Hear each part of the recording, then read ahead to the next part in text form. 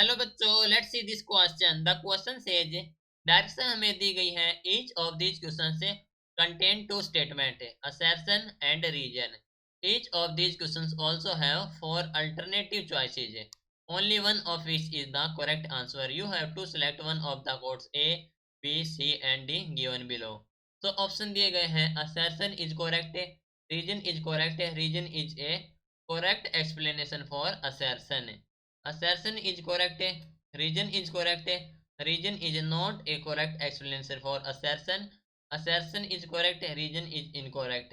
Assertion is incorrect. Reason is correct. So assertion में कहा गया कि work done in moving a charge between any 2 points in an electric field is independent of the path followed by the charge between these points. Reason में कहा गया कि electrostatic force is a non conservative force है। तो question हमारे पास है assertion and reason से रिलेटेड। फोर ऑप्शन हमें प्रोवाइड कर रखे हैं, हमें सिलेक्ट करना है इनमें से कौन सा करेक्ट होगा। तो इस क्वेश्चन के लिए हमारा की कॉन्सेप्ट यूज हो रहा है, that is the electric field and work done. Electric field and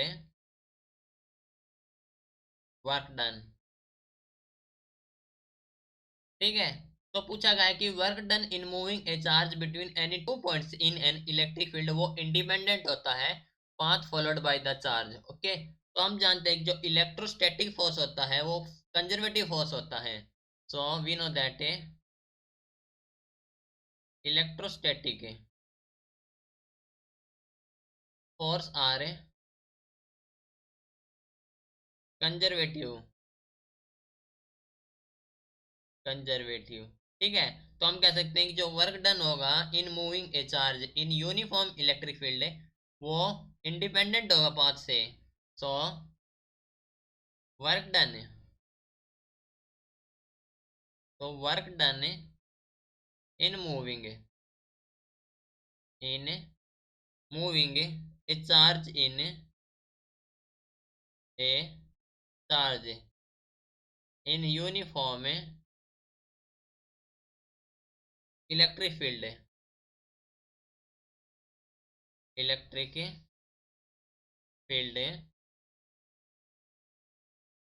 does not depend on path, does not depend on path followed, ठीक है।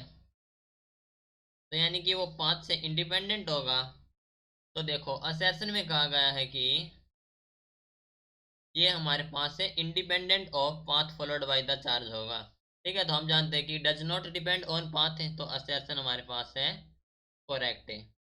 नाउ रीजन की बात करें, सो रीजन में कहा गया है कि जो इलेक्ट्रोस्टैटिक फोर्स है वो नॉन कंजर्वेटिव फोर्स है, ठीक है। तो लेकिन इलेक्ट्रोस्टैटिक फोर्स होता है कंजर्वेटिव, तो हम कह सकते हैं कि रीजन इज इनकरेक्ट है। assertion correct है, रीजन इनकरेक्ट है, that means option C is the correct answer. Okay, so this is your final answer. Hope you understood it well, best of luck.